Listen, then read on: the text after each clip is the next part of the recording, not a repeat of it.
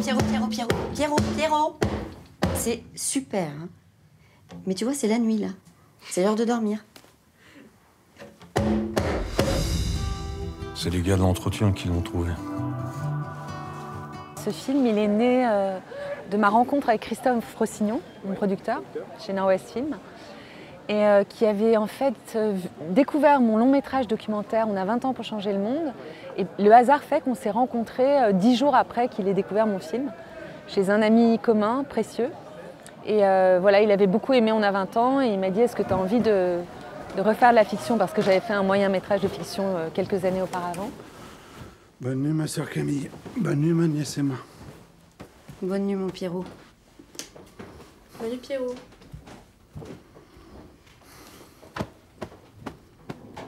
On a commencé à réfléchir tous les deux. Moi, en tant que réalisatrice, je ne suis pas du tout opportuniste, hein, donc je réalise par nécessité vraiment de raconter une histoire. Et je voulais adapter un premier roman, on n'a pas pu avoir les droits pour des problèmes juridiques. Et le temps a coulé comme ça et Christophe ne me lâchait pas. Et puis un jour, il m'a dit « Moi, je le connais, ton sujet ».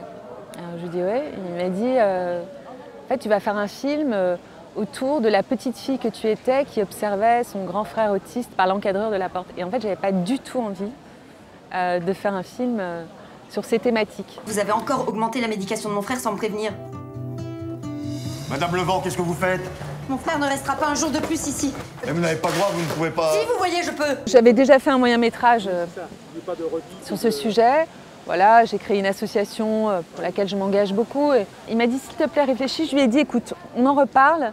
Si vraiment, néanmoins, un sujet avec une vraie dimension universelle, c'est OK. Il paraît que t'as enlevé ton frère handicapé? Mon frère n'est pas handicapé, il est autiste. Comment on va faire? On n'a pas de chambre d'amis? 3 semaines après, je pitchais vraiment le récit de mon film, mais qui au final n'est pas du tout un film sur l'autisme, qui est plus un film autour du lien, autour de ce qui nous relie et autour des aidants. Être aidant, c'est d'abord conscientiser que pour être là pour l'autre, il faut se rencontrer soi et vraiment prendre soin de soi et trouver ses ressources, quoi.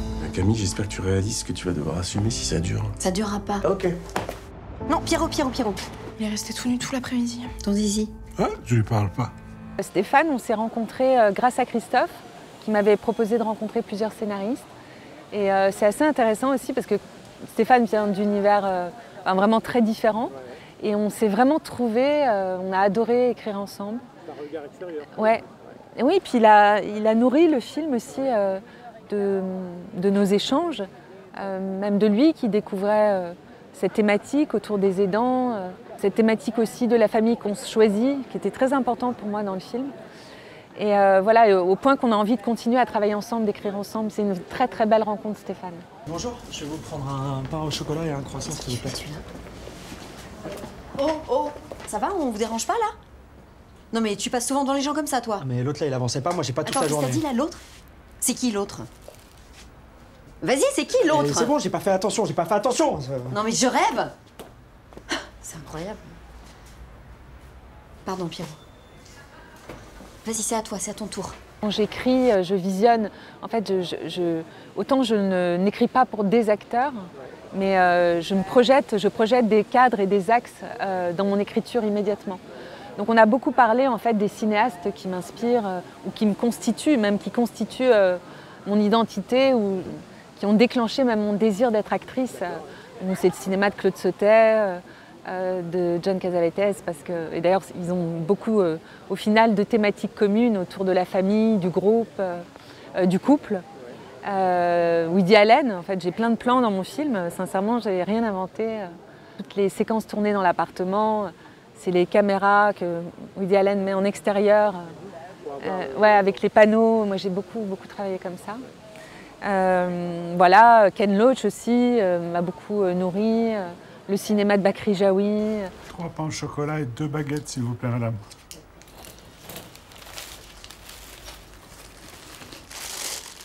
Au revoir, bonne journée. Bonjour, je vais prendre 2 croissants s'il vous plaît. Toutes les préparations du tournage, j'ai eu la chance de vraiment pouvoir être sur mes décors, travailler avec mon chef opérateur, Georges Le Chapetois, avec qui vraiment on a un amour commun d'un cinéma et ça c'est chouette parce qu'on aime le même cinéma, et avec mes chefs de poste. Et ça a été très précieux pour moi de vraiment préparer le film avec beaucoup de rigueur, ce qui m'a permis beaucoup de liberté ensuite. Ouais. Et avec mes acteurs aussi. J'ai vraiment beaucoup travaillé avec eux avant. Et toi, Camille, comment tu vas? Elle est très énervée, ma sœur Camille. Il fallait d'abord que je trouve mon Pierrot. Et je vous dis sincèrement, si Grégory Gadebois n'avait pas accepté, je ne pense pas que j'aurais fait mon film. J'ai beaucoup de reconnaissance et on a adoré travailler ensemble. Mais c'est le seul acteur en France qui pouvait endosser ce rôle. J'ai très vite dit à Grégory, ne pense pas que tu interprètes une personne autiste. Il est inutile même d'aller observer, surtout que l'autisme en fait ça ne veut rien dire en soi, il y a tellement de formes différentes. Mais travaillons à partir de ta sensorialité, de ta poésie, de ta part d'enfance, de ta temporalité. On n'est plus une famille. Je peux plus être avec ma sœur Camille et ma nièce Emma. Grégory est un Stradivarius en fait. Enfin, je veux dire, on ne dirige pas Grégory Gadebois, où c'est vraiment des détails de curseur, de dosage comme ça, mais il a une écoute tellement organique, très puissante. Même moi, sur le plateau, parfois, j'étais saisie. Et je voulais absolument que ce personnage ait une dimension universelle. En fait, mon souhait, c'est que le spectateur puisse s'identifier à lui. On ne réduise pas au handicap ou à la différence. Tu viens travailler avec nous? Je dois aller au maraîchage. C'est ici le maraîchage, le cœur de la ferme. Ah, le cœur de la ferme. T'as déjà travaillé la terre, Pierrot? Oui, m'occuper du jardin de ma maman. Ok. Allez, viens avec nous. Viens. Mes interventions avec lui, c'était toujours très subtil, du moment où il redevient verbal, de la puissance même de sa voix, en fait. On a beaucoup travaillé autour de ça, du son. Au départ, il n'a pas la même voix quand il recommence à parler, voilà. Tout est extrêmement nuancé, en fait. Et puis après, je crois que Grégory, il a aussi... c'est un acteur immense aussi parce qu'il intègre... moi, la mise en scène a beaucoup de... Comment dirais-je? Elle porte les personnages, elle est faite pour ça, elle est faite pour les servir. Et tous les arrière-plans du film, tout ce qu'on traitait de façon un peu subtile, qui au final, j'espère, ne se voit pas parce que c'est fait pour ne pas le... Mais Grégory, il s'investit beaucoup à l'intérieur de ce dispositif. On va adopter une posture qui doit être confortable. Tu vas me dire si c'est ok pour toi. Comme ça, là. Hop.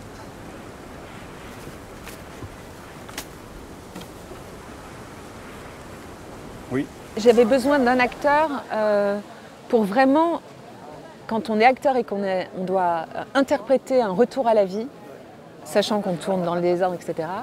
Et aussi traverser des séquences extrêmement difficiles, comme de se jeter à l'eau ou de décompenser avec beaucoup de violence. J'aurais pris une personne autiste, même très talentueuse, ça aurait été de la maltraitance déjà. Alors moi, maltraiter une personne différente, déjà ça, c'était pas possible. Et ça a été évoqué, hein, cette question, avec mes producteurs, je vous le dis de façon très transparente. Moi, si c'était pas un acteur, je ne faisais pas ce film. Ah, c'est super. Faites les petites tas tout autour des Comme racines. ça, on se déplace et on abîme rien. Regarde. Oui, laisse, tiens. Bougez-vous, laissez passer. C'est chouette. Vous avez bien bossé, là. Hein. Ah ouais, tu vois. Allez. Donc on va continuer la ligne. Comme je voulais que le spectateur aussi puisse s'identifier, c'était très important pour moi que ce soit un comédien. Par contre, j'ai eu beaucoup de joie à distribuer donc des artistes autistes dans mon film et qui ont fait un vrai travail d'interprète parce qu'il n'y a pas d'improvisation du tout. Vraiment, j'ai mis en place un dispositif qui permettait d'être en immersion avant de tourner, de vraiment leur permettre d'apprivoiser ces situations, le texte, les liens entre eux. Et j'ai adoré travailler avec eux. Tu parles que de lui, tu penses qu'à lui. J'en ai marre maintenant. Marie m'a comblée et elle a fait un travail, c'est une grande comédienne, mais ce rôle est très difficile. Elle a fait un travail exceptionnel, elle a dû vraiment s'abandonner. C'est un rôle qui impose de lâcher les béquilles, quoi. On ne peut pas faire autrement. Et je voulais une actrice comme Marie déjà qui représente toutes les femmes et qui a un ancrage très puissant dans la réalité, mais qui a aussi quelque chose de très diaphane. Et Marie, elle a ça, elle a ce mélange. Elle a la part masculine et féminine. Un peu comme Romy Schneider, je trouve. Elle a vraiment ça.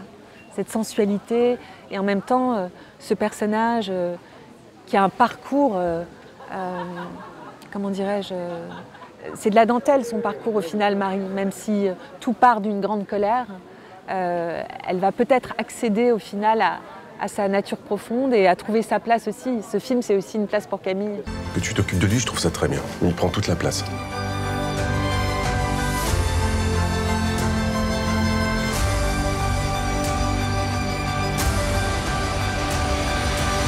On a écrit pendant 1 an avec Stéphane Cabel, et c'est, je crois, à la V5.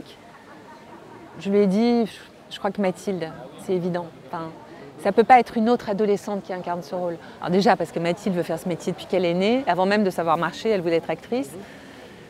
Mais aussi parce que je savais qu'elle avait naturellement un regard très juste en fait sur la différence. Après sur le plateau, moi j'ai vraiment décidé de la considérer, mais alors vraiment comme les autres acteurs. On a travaillé avant. Elle a commencé par le plus difficile, sincèrement. Vous avez vu, je tourne très peu en chant contre chant. Le plan séquence, c'est ce qu'il y a de plus difficile en fait pour un acteur. C'est 1, 2, 3, 4 rendez-vous à l'intérieur d'une même séquence. Voilà, mais je pense que le travail que j'ai fait avec les acteurs, où je les prenais aussi par fratrie, ils se rencontraient au fur et à mesure. Elle a pu vraiment rencontrer Marie, et Vincent Elbaz, et Grégory. Et voilà, on a construit quelque chose en amont qui a permis à Mathilde de trouver sa liberté. Mais voilà, j'ai été bien sûr très exigeante avec elle. Bon, et si je le prenais quelques heures par jour, je trouverais toujours quelque chose à lui faire en cuisine. Voilà, c'est bien. Patrick Mille, on se connaît depuis longtemps. Ce rôle, je dois avouer qu'en écrivant, je pensais un peu à Patrick. J'adore ce personnage. C'est le seul personnage libre du film. C'est le seul qui a trouvé sa place. C'est le seul... à travers ce restaurant, vous avez vu qu'il y a une unité de lieu, je voulais absolument... ça, d'autres cinéastes l'ont beaucoup exploité, mais c'est très intéressant. Il est libre aussi dans son identité sexuelle, on n'en fait pas de cas. Et au final, c'est le fil rouge du film. C'est lui qui traverse tous les décors. Et il représente vraiment donc, cette thématique de la famille qu'on se choisit, avec Atman Khelif. Pareil, moi j'étais au conservatoire avec Atman, pareil, on se connaît très bien. C'est vrai que j'ai travaillé avec tous ces acteurs. Donc, et Patrick et Atman sont très très proches dans la vie. Atman est un soleil et voilà, ça a été très très chouette de travailler ensemble. Oh, t'es beau. Oui.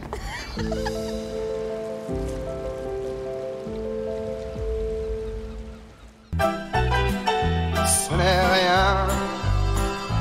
Tu le sais bien, le temps passe, ce n'est rien.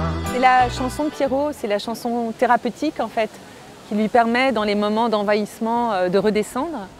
Et ce n'est rien pour moi, c'est l'inconscient collectif, c'est une chanson qui nous rassemble.